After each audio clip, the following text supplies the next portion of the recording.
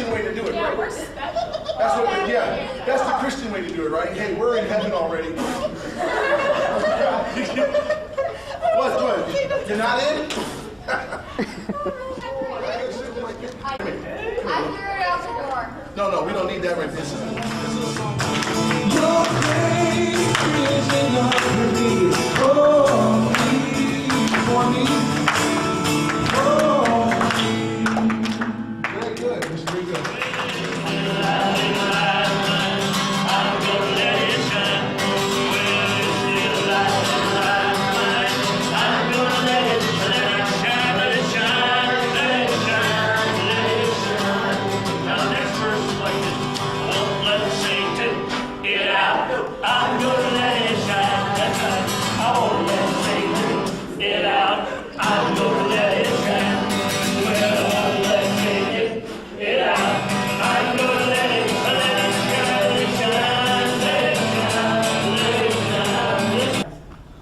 Because these animals have used the bathroom on the highways. You've seen parades, haven't you? And the horses, they have no dignity, do they? I mean, come on. They go where they want to go, and they do what they want to do when they want to do it. And this is basically the same thing. This is what we're talking about the roads. And when you talk about foot washing in the Bible, that's why. When you would have somebody over to your house, here's what you do. You knew this guy had just walked from the other end of town, or maybe the next town over, and he'd been on the road for 2 or 3 hours, walking in all that nasty stuff. His feet were dusty, dirty. They smelled really bad.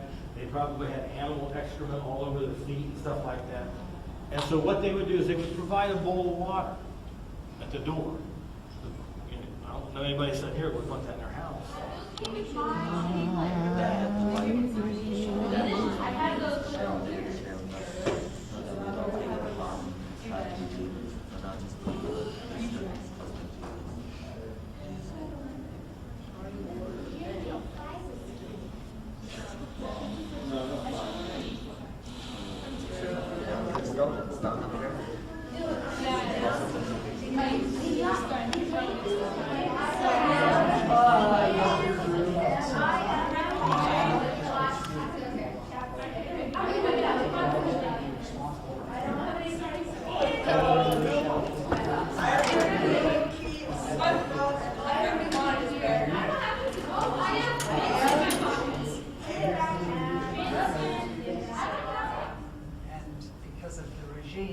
they were rounded up and many of the leaders thrown in the same prison that these two girls are in for their faith in Christ. They've had a horrible time. I won't even go into it, but they were in solitary confinement for we don't know how long in a 2-by-2 meter room, as one of them said, like a grave. And now they're back with the prison population. They had their trial 2 weeks ago and were condemned for life to prison because of their faith. I wish you kids could have been among these young people. Stuart and I have spent our life with Christians all over the world, and specifically in difficult places like that. But I have never been in a group of kids. They were so young, in their 20s, like your older brothers and sisters, some of you, who ignited my faith like these kids. They sang till they could sing no more, and that's because they can't sing. They'll be heard. So they could never sing aloud, never sing a hymn, never sing a favorite song about Jesus aloud. So when they got out to Turkey and we had them in this place, we were training them, you should have heard them. They sang before breakfast, they sang through breakfast, they sang after breakfast, they sang at the top of the mountain, because they won't be able to do it now they're back. And they We prayed. started at 7 in the morning and went till 11 at night. Right. And at 11 at night, we two old folks staggered off to bed. They kept going. Yeah, all through the night twice. Yeah, it was really fast. You trust them. And in fact, there's so many things in life that are built on trust.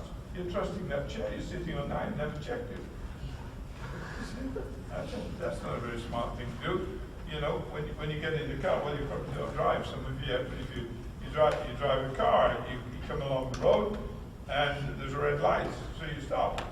sometimes the green light, so you keep going. And that's an amazing thing to do, because when you see a green light, you keep going. You trust that the other way there's a red light. You don't know if there is. And not only that, you trust that the idiot coming the other way when it's red light is not. You see? You trust them, and you don't even know who they are. It's incredible. And so you've got to trust somebody. Now, the important thing about trust is that you put your trust in somebody trustworthy. And that was what my mother told me at that time. Now, for the rest of my life, I have been finding out the trustworthiness of Jesus. That is basically the root of who I am. That is basically what I am. So I went there, and they had a youth group with a few kids in it, which was a lot better. And the second week there, a guy says to me, how old are you? He didn't even ask my name. He didn't know who I was, because I just arrived.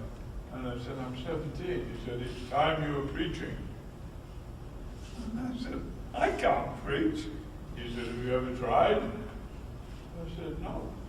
Well, he said, if you've never tried, how do you know you can't do it? Which is a very good question. The world is full of people who are totally convinced they can't do what they've never attempted. And so he didn't let me away with that. I already told you. You're going to heckle me the whole time. I'm going to stick an apple in your mouth, stick you in the fire, spin you around a couple of times, and then I'm going to eat you.